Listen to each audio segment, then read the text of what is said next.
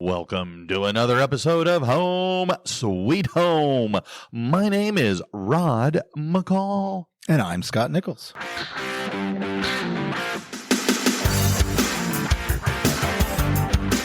How's your day doing? My day's doing good. Okay, I guess that was really bad grammar. That's okay. Hey, how is your day going so far? So far, my day is going very well. Okay, that's And how is much your day? better. Not too bad. Not too bad at all. I find that my days are generally pretty darn good. That's cool. I have moments of days where, they're in the toilet. But for the most part, I try and be positive and, look at things more of a half full kind of glass instead of a half empty kind of glass. Some days I do that better than others. I think we all do, right? Yeah. But no, it's life has been giving me a little more positive vibes than it has the negative ones. And the negative ones, well, I don't know. Are they that bad? I mean, okay, my favorite college basketball team didn't make it to the Final Four. I mean, okay, they didn't even make it out of round number one, for crying out loud. You knew that they weren't going to make it. So well, that's true. You really shouldn't have been that upset about it because you already knew that was going to be the case. Well, okay, which is why it wasn't so bad. Not nearly as bad as when the Chiefs lost the Super Bowl. Fortunately, you don't actually play on any of these teams. And ultimately, it doesn't really affect you very much. Well, no, and I don't bet on the two-legged, that's for sure. So it's kind of the way I see it. I mean, we all like to be Monday morning quarterbacks and talk about how much better everything could be, but none of us are actually like players or coaches. So I don't know why we think we're better at it than the people who've spent their whole lives doing it. Well, and with a little bit of separation from events, you are correct. But when you are a passionate fan of certain things, well, it does bring out the emotion. Right? Yeah. So. I think we're going to have to do a podcast episode on that. We can do that. I'll have to work Maybe on. we can get a listener to email us and talk about how they want to be on the show. Okay. Yes, please. Yes, please. We can phone them in. So I read a lot. I listen a lot to podcasts. My little sister, who's been on this show a couple times, and provides a lot of feedback, got me listening to different podcasts. And so I ran across one that I thought, ooh, I really like what they're saying. Okay. And so then, because I listened to a little bit to the podcast, and not from my little sister, but actually, because she's the one. I went down a rabbit hole on that one. But anyway, so there was a podcast that was talking about, well, how do you start your day? Okay. And are you asking me, or are you just like... that was kind of what they were saying. Right. And so they interviewed a therapist.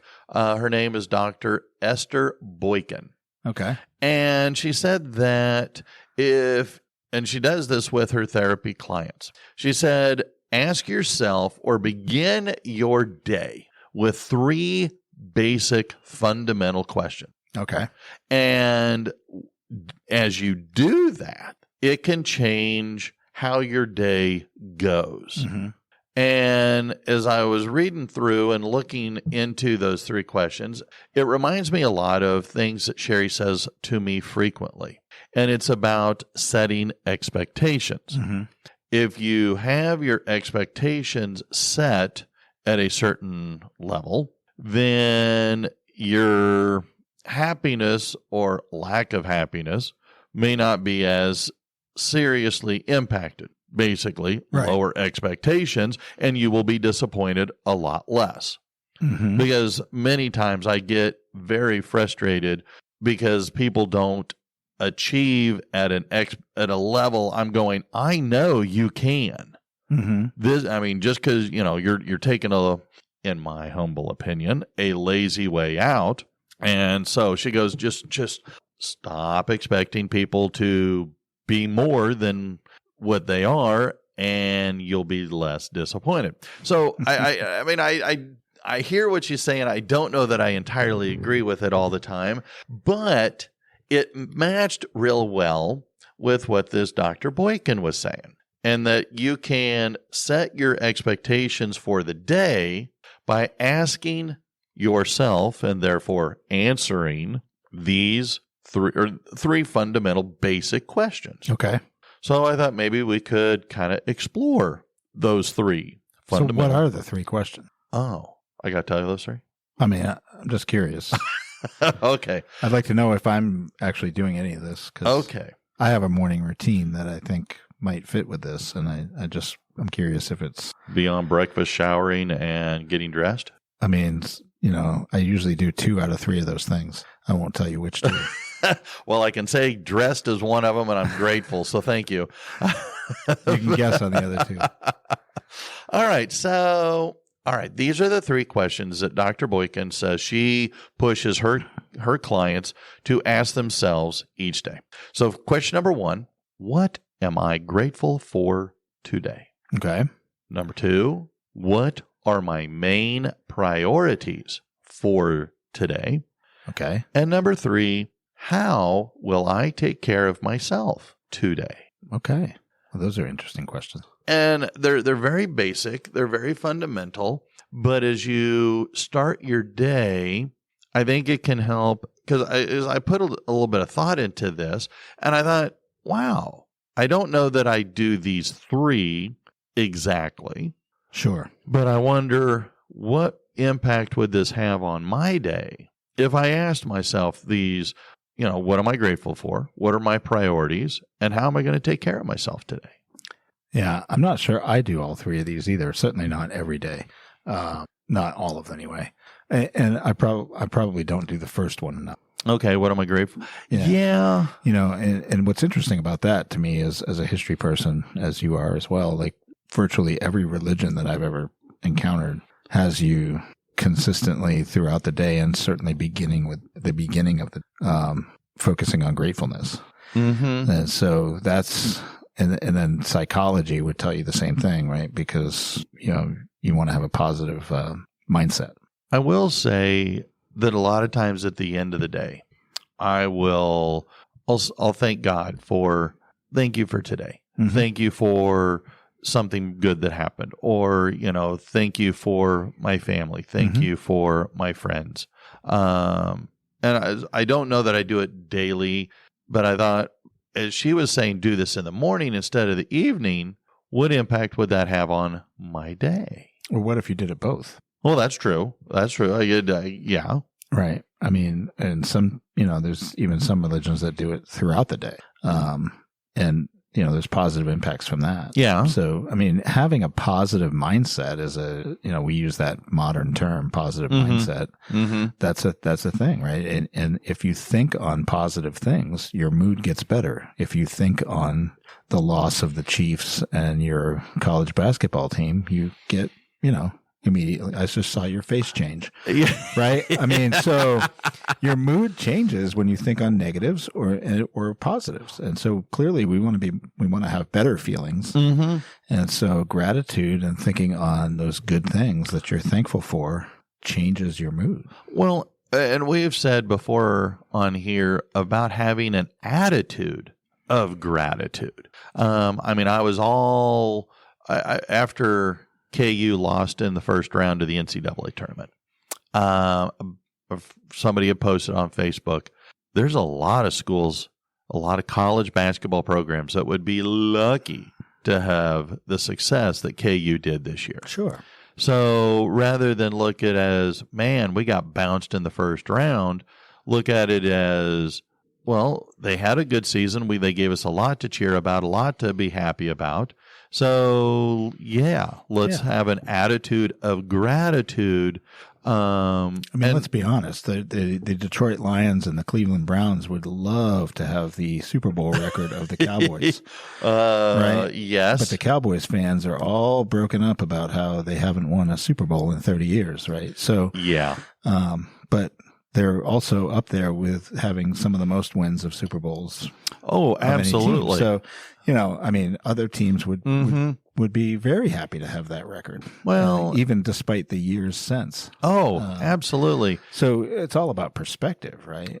And that, I think, is what Dr. Boykin was saying. If you start your day with a positive perspective, like you've been saying, well, then, okay, how will that influence then how you approach your day, how you deal with the people that you come across with, either on the way to work, at work, on the way home from work, with your family, your children, and your neighbors, and all that. And I just thought, wow. Yeah.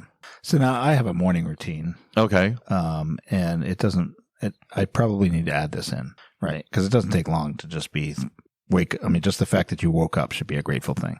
But my morning routine consists of, some New York Times games. Okay. I do 3 in a row, and it only takes a couple of minutes. But I do Wordle, I do Connections, they're mini crossword. And I just feel like that's a cognitive thing, right? Like, okay. I'm getting older, so I want to be able to be sharp. And I think that, doing those, and I kind of compete with some people okay. On that. So it's a fun, friendly competition, right? Okay. And oftentimes I lose, and that's okay, right? But I did it. Okay. Right. I accomplished it, and it's helping me learn a great number of things. But after that, I spend an hour reading. That's immediately. Yeah. My dad used to, when he'd get up, he'd read in the mornings, and he enjoyed that. And I'm grateful for doing that. Like, to me, that's just, it's quiet.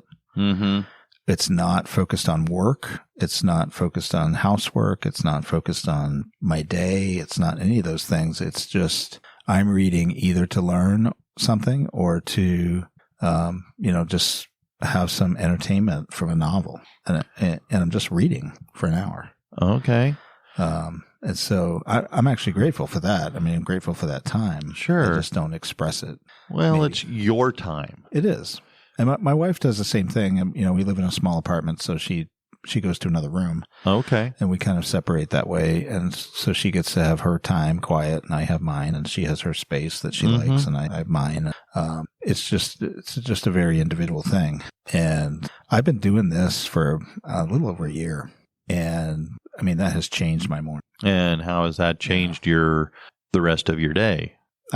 It's been incredible. There's more to it, and she talks about more, because there's that next step, right, of focusing on your priorities. Mm-hmm. What are your priorities? And setting some kind of clear goals for the day, of course, is going to help you be positive at the end to say, I'm grateful that I can accomplish these things. And maybe you have 8 things to accomplish and you only accomplish 6, or 4, right? But you still accomplished. Sure. Right. So you can focus on those accomplishments. Well, but I also like the idea when it says, what are my priorities for today? I'm planning out, okay, this is what I'm going to do. Yeah. And it's kind of like you're stacking the deck in your favor. Mm-hmm. You're setting yourself up for more of a success by saying, okay, this is what I got to do. And I'm going to do this first, and then I got to make sure I get this done. Right. And then make sure and if I got time, well, let's see about getting this or that. And I don't know that I consciously do this, mm-hmm. but there are many times where I'll think, okay, today I got to make sure I get this done. Right. And because I will say that I get a lot more stressed and I sleep more poorly when I put things off. Yeah. And for me, I've gone to a system where, Google's awesome, right? Yeah. So I've just gone to, Google, because there's email that almost everybody uses. And then there's, Google Tasks, Calendar, and there's all these things, right? And, mm-hmm. and it goes to my phone. And, my wife likes a handwritten calendar. Mm-hmm. I just feel like that's tedious for me. Some people like to write the things down. Sure. That's great, right? So, but I put everything in a calendar so that it reminds me, and it's always there. And so if I think of a task I need to do, I put it in the calendar, and I put it in the tasks for Google. And you can actually take that and put it to a time in a day, like when you're going to do it. And so, I've been doing a lot of that, but I put all my tasks in there of various things. I mean, this morning before we came to the studio, I accomplished 3 or 4 of those tasks. Wow. Just this morning. Before 9. That's pretty good. And so, that feels good. Being able to see, because it, crosses it off, it changes the color of it and does all and you go, oh, I did something. In the past year, I've read several books, right? Like Atomic Habits, Range, The Energy Bus. Yeah. I read The Energy Bus many years ago. Those are great books. I'm currently, right now, this morning, I was reading The 5 a.m. Club. All these books talk about the same stuff, right? It's just in different ways, or they have different bents on it. But like in Atomic Habits, they're always talking about being 1% better. The 5 a.m. Club talks about that too, right? Like you want to be 1% better. And if I have 5 tasks and I do 1 today, that's great. If I can do 2 tomorrow, right? Awesome. Right. So it's just getting a little bit better. And I've tried to practice that over the past year. Okay. And, I don't have any serious evidence, I suppose, but I feel, and I think that's all that matters, right? How I feel. I feel like I can accomplish so much more in any given day than I could in the previous 20 years before that. Interesting. And so my focus on the morning, I think, has changed what I'm able to do and how I look at my day.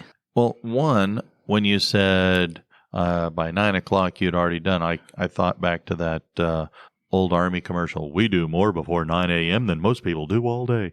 But I think too, as well, when you get, I truly do believe that how you start your day influences how you finish your day.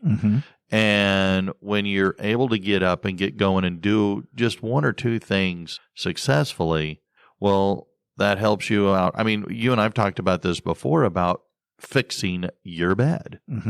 If you do that one thing, okay, perfect. Now, what else can I do? Yeah. And I think that this fits into that as well. What are my priorities? Well, I'm going to get up. I'm going to make my coffee. I'm going to fix my bed. And when I get to work, I'm going to make sure I get this and this done. I mean, even again, you're going to do a lot of other things, sure, but you're prioritizing in your head, which is helping stack the deck for what you're going to do, and you're not caught by surprise as much. And so I agree with you. I totally like this, and I don't know that I've consciously done this, but I think about, okay, what am I doing today? And when I do, I actually I do get more accomplished. I mean, before I came to the studio today, just to mention, so I did my 3 puzzles, my 3 games that I do every morning. I actually did an hour and a half of reading because I wanted to get a particular chapter read in the 5 a.m. Club, and it was like 35 pages long. Wow. And it's, those are meaty books. You're learning stuff while you're doing it. It's not like reading a novel. Right. So I did that. So that's, and then, I got up, I did some laundry. I got reviewed my schedule both for the day and the week, and I modified both, and then, determined what things I could do this morning, what things I will do after leaving the studio this afternoon. Yeah. Then, went about doing those things for the morning, which was, some work for my teaching job, and reviewing some things for my graduate degree. And then went through, cleaned my porch, right? Cause it's spring. Yeah. So cleaned up the porch and got it ready, because this afternoon when I leave here, I want to be able to, pick up some more patio furniture to put out there. So, so we can have a nice spring, out on our porch. So, I mean, that's like 4 or 5 things, right? Like that I was able to do before I left to come here to the studio. So it's just, I always like to say, like, are you going to let your circumstances rule you? Or are you going to rule your circumstances? And I think that's a life lesson that I've learned over the last year of, life's happening. And if you look at the world, you're like, this is insane. And I don't even know how I'm going to survive this. And so you can focus on that, or you can focus on the things that are within your control, which begins with when you wake up. Which ties right into the last one, which is, how am I going to take care of myself today? And I think that that's something that I don't really do. I don't really prioritize or think about what am I going to do for me to make sure that I can be there, not just for myself, but for others. Well, and I think that some of that is what are you not going to do, right? Because if what you normally do is sit down and scroll on social media, that might be the thing you want to choose not to do. Well, right? True. Because there's plenty of research that suggests that that's not helping you. No. So taking care of yourself, you've got to do something that's positive, right? Right. Well, I feel like I have to learn something almost every day. And, we've talked about this before, but, doing that physical exercise. Yeah. I will say that I have been a real sloth, and it's probably been since early November since I got up and I did my morning walk and exercise routine. Now, I did do 15 push-ups this morning. Really? That's about 14 and a half more than I can do. It's a lot more than I thought I could do. Well, good for you. So, congratulations. I think about it. So, I mean, maybe that counts as physical exercise. I mean, thinking about it is one step, right? Now you just have to put it into action. True. Right. But I like the idea that, taking care of ourselves, putting a priority of what am I going to do for me? Because a lot of times we do a lot for so many other people in our lives, whether it's our family at home, our coworkers. I mean, it's just amazing how much we give of our day for other people. Yeah. I think that, the way that I've reordered my life with that morning routine and the way the 5 a.m. club kind of talks about it, getting up early, I mean, I know that Ben Franklin is credited with saying, early to bed, early to rise makes a man healthy, wealthy, and wise, right? Yeah. It was actually Aristotle, I think, that said that. Oh, really? Okay. But all those founding fathers actually studied the classics. So true. They got all that from there. But so it's an old thing, mm-hmm. right? And I find it to be true. I don't, I go to bed somewhere between 9 and 10. Yeah. Which to some people is early. So early to bed, right? And then I get up around 4, which a lot of people, and I would have said a year ago too, right? But I started doing it, and once you do it long enough, right, it just becomes automatic. Yeah. And now I love it, right? And it's allowed me to do things like read for an hour every day. It's allowed me to get into books a lot more, to the point where I've read, over the last year and however many months we are into this one, something like 55 books, which is a lot more than I've read previously. Yeah. And that has allowed me to connect with a lot of other people mm-hmm. in ways that I wouldn't have before, because, we've read similar books, or they're asking for recommendations, or mm-hmm. they're giving me recommendations. And this includes the students that I spend time with every day. Okay. And so because I put these things on my wall in my classroom. So they bring recommendations to me. They've read some of the books that I've read.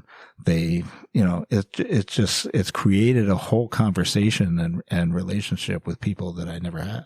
That's exciting. And so I think that whatever you do for yourself can actually bleed into that automatically being something that affects other people positively. Well, and that's, again, when you look at it from that perspective, that point of view, then that makes your relationships with others a little bit better, a little stronger, a little healthier, which then, of course, makes your overall life satisfaction go up. Mm-hmm. So, I understand as we, not only are talking about this, but I understand what Dr. Boykin was saying about these 3 fundamental, basic, simple questions to start our day can head us down a path that we can have a good day. Mm-hmm. And it's a habit that, we can put ourselves into. Like you're saying, you beat me up by about an hour. It's usually 5:15 when I get up. And you just need to find like your time, right? Mm-hmm. I mean, the 5 a.m. club says get up at 5. Yeah. I mean, most people go to work by 8. I wish. Getting up at 5, there's 3 hours. Uh-huh. Right. So there's still time to get some things done, It's just what works for you. I mean, I started getting up at 4 because my wife likes to get up that early. Okay. She goes to work a little earlier than I do. So she wants to have time. So she gets up, I get up. Yeah. And so it's just easier for me to do that. And it does afford me a lot of time. But, whatever works for you, right? Mm-hmm. I mean, and I think what's interesting is that there's all these books out there that are very popular right now. So it's easy to find what she's saying also in another writer. Sure. The research is the same. Well, and that's what you're right. The kid, our mindset can influence a lot of how we act. And if we can act rather than react, how much that helps. And so anything that we can do to address our moods, anything that we can do to address our feelings, how we're going to feel, can absolutely have then a different and hopefully better impact on, our overall life satisfaction. I think that, we hear this stuff all of our lives, right? Yeah. I mean, you've always heard the phrase, be the change you want to see in the world. Yeah. Or, what's that Michael Jackson song, right? Look at the man in the mirror. Oh, yes. Right. So it comes down to, what are you doing for you? Uh-huh. What are you doing to make you better, to make your life better? And it can't be scrolling on TikTok, right? It can't be scrolling on Facebook. Those things are proven to not make us have positive feelings. So, what is it that you can do? And there's all these books, and they're all available at public libraries, and there's all those things. So, if you think about like implementing a routine, I mean, you just got to start with something. So, find the thing that works for you. The 5 a.m. Club says it takes 66 days. Like, you just have to do something for 66 days. That's not very long. Right? Yeah, that's 2 full months. A little over 2 months. If you could just pick something and do it for 60, get up and make your bed. Yeah. For 66 days in a row. I guarantee you will make your bed for every day after that. Yeah. And then what's the next thing? What's the next thing? And just one minor change at a time. That's kind of what I did over the last year and a half. And I'm telling you, I think it's made a huge difference for me. Now, I don't know. I mean, other people around me could probably say it has or it hasn't. I don't know. Yeah. But I know for me, I feel good. Well, and I feel like I'm accomplishing things that I couldn't have otherwise done. And at the end of the day, it's not what other people think. It's about what you think. Sure. And if you're feeling happier about your decisions, then that's all that really matters. And, a lot of times people that disagree with you, oh, why are you doing that? I ain't doing that. Well, that's fine. This is what works for me, and this is what makes me happy. You do you. And my problem was that I did me for a long time. And I realized that me needed to be different. Yeah. And I mean, it doesn't mean I changed my personality or anything. I just changed some things that I do to focus on things that I can control. And I feel like I am much happier and much more productive and have a better set of goals for the future that are more realistic to be attained. And that's really all that matters. And if you're happier with yourself, then it continues in your interpersonal relationships with everybody around you, which then makes you spread that happiness, because happiness, like the negativity, I guess I won't say happiness, but the positivity translates very well just as in negativity. So you're going to be a ray of sunshine rather than a dark cloud with the people that you come in contact with. And as you mentioned a little bit ago, we need more of that, not less of that. So I'm grateful because I benefit from, since you and I hang out a lot, all the time working together, as well as doing this on the side. And it's been fun to watch, and you've been an inspiration. So thank you. Well, I appreciate that.